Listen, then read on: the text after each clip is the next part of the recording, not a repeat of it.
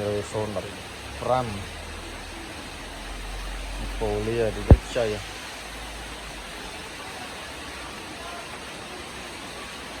rồi tôi cũng mang con này hả có hả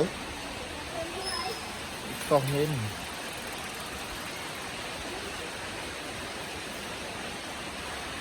còn phôi ở thằng này mình đập ram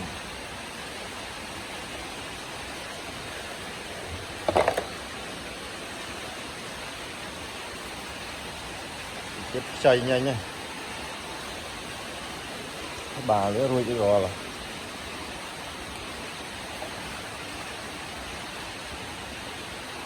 mình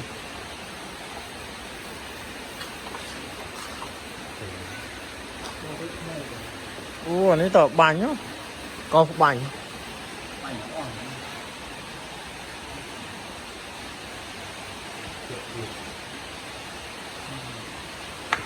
Scott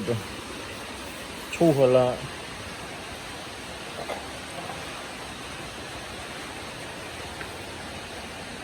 đoàn phần này thằng ốc như này thì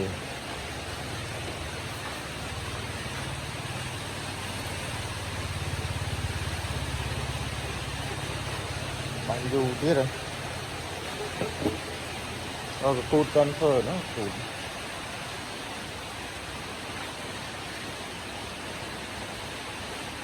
đập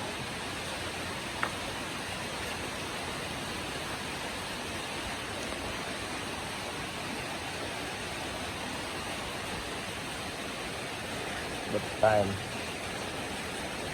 không sang nữa rồi